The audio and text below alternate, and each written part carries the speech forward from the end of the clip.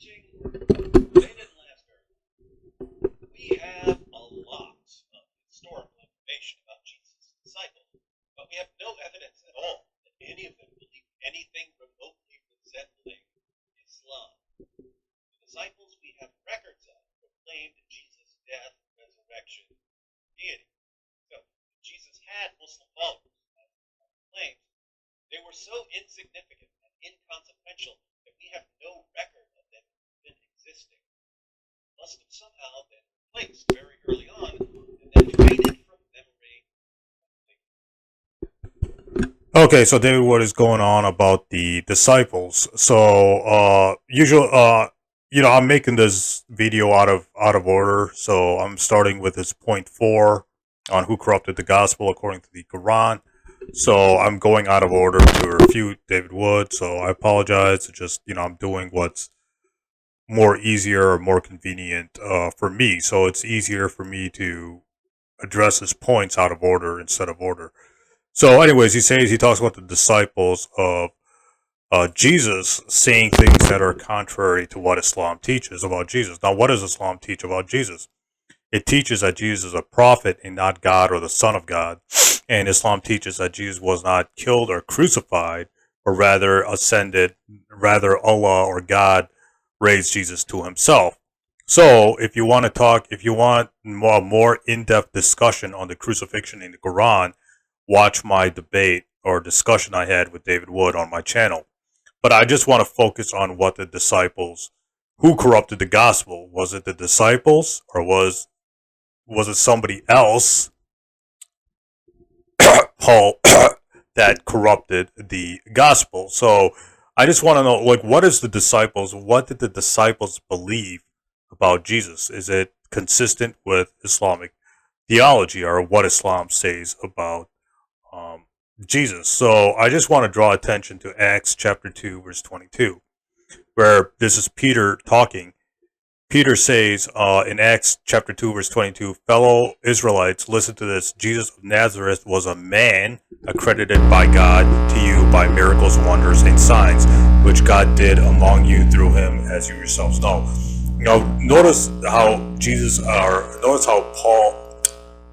notice how Peter identifies Jesus or believes Jesus is a man accredited by God. What does Islam teach? It teaches that Jesus Christ is a man accredited by God. So what Peter is saying, Jesus' closest disciple is saying, is what the Quran says about Jesus. The Quran says Jesus is a man only. Peter says Jesus is a man in Acts chapter 2, verse 22. So Jesus' closest disciple at least believed that Jesus was a man. Now notice how Peter does not say Jesus of Nazareth was the Son of God or the second part of the Trinity. No, he says Jesus Christ is a man. The Greek word used for man is anthropos. And that word means like an ordinary human being, man. Like a man who's a normal human being. Like I would be an anthropos. Anthropos means man, so man is like a normal human being. So David Wood also cites that the disciples believed in Jesus' death and resurrection. Well, is that really true? Did the disciples really believe that that Jesus died and was resurrected?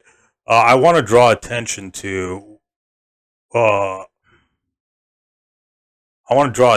this verse where Paul says in 2 Corinthians chapter 11 verse 46. Now Paul is saying that there are people preaching a different Jesus than what he's preaching. He says, for if someone comes to you and preaches a Jesus other than the Jesus we preach, or if you receive a different spirit from the one you received, or a different gospel from the one you accepted, you put it off with easily enough. And do not think that I am at least inferior to those super apostles. So notice how Paul is saying that there are people preaching a different Jesus than what he's preaching. Paul is preaching Jesus' death and resurrection, and Paul is saying that there are people preaching a different Jesus than the one he's preaching. So what is the Jesus that Paul is preaching? The the crucified Jesus and the resurrected Jesus, and their disciples preaching a different Jesus than Paul's version of Jesus, which is again the crucified Jesus and the resurrected Jesus. So Paul even says, "Do not think that I am in the least inferior to those super apostles." Right here, he says, I do not think that I am at least inferior to those super apostles." So Paul is saying that there were disciples or disciples of the disciples are preaching a different Jesus than what he's preaching. So Paul and the disciples were not teaching the same thing about Jesus. They were not teaching uh, the apostles or the disciples were not teaching the same Jesus as Paul was preaching. And we all know Paul's version of Jesus, the crucified and resurrected Jesus, or the death of Jesus and the resurrection of Jesus. So if we go back to the Q Gospel, in Daniel A. Smith, who is a Christian scholar, he talks about the Q Gospel, which predates, Paul, which is before Paul. And Daniel A. Smith argues in his book, The Post-Mortem Vindication of Jesus, in the Saints Gospel Q, where the Q Gospel talks about Jesus' disappearance instead of his resurrection. So the Q community, which probably was the Q community was probably the community the disciples were. The Q community, which predates Paul, was talking about Jesus' disappearance and not his resurrection, according to Daniel A. Smith in his books, The Empty Tomb and the Postmortem Vindication of Jesus in the Sane Gospel Q. So there were two groups of the followers of Jesus. There were Paul's group, and there was the apostles or Jesus' disciples group.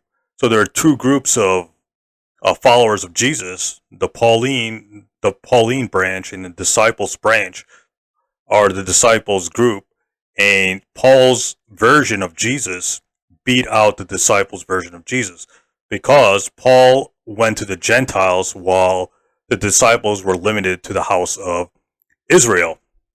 So what that means is that the reason why Paul's gospel was more successful than the disciples' gospel is because Paul went to the Gentiles, and the disciples of Jesus, like Peter, James, were limited or only went to the Jews.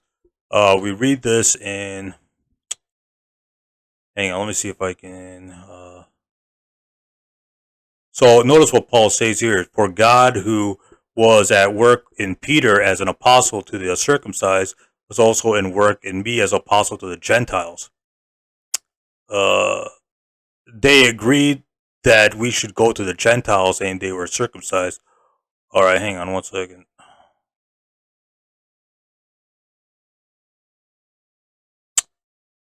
So, according to Galatians, hang on, I'm trying to find where he goes to the Gentiles.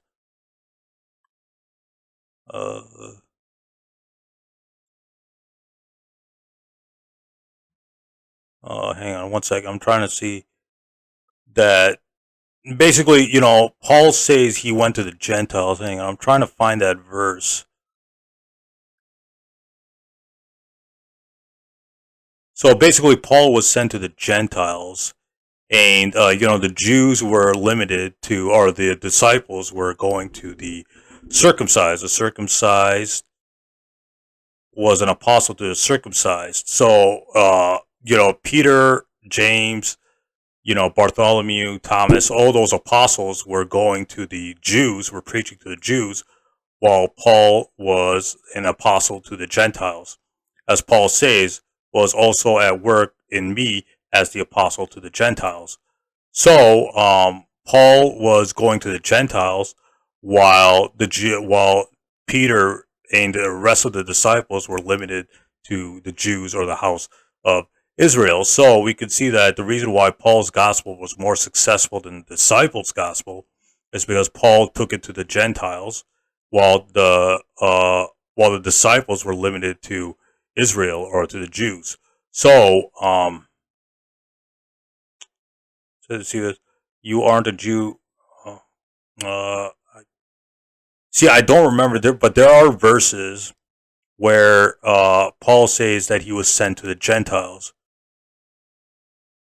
Okay, okay. On the contrary, they recognized that I had been entrusted with the task of preaching the gospel to the uncircumcised, just as Peter had been to the circumcised. So, that is Gentiles. So, the uncircumcised, according to Paul, are the Gentiles. Now, why Paul was so obsessed with people's penises is something really disturbing, but the whole point is when it says circumcised, it's talking about the Gentiles. So Paul is admitting, Paul is admitting in Galatians 2:7-8 that he is sent to the Gentiles. So that's why Paul's gospel was more successful than the disciples' gospel, because the disciples, the Jews, were not listening to Peter, James, etc. The Jews were not listening, or did not accept Peter, James, etc. Because the Jews rejected Jesus, so of course they're going to reject Jesus' disciples.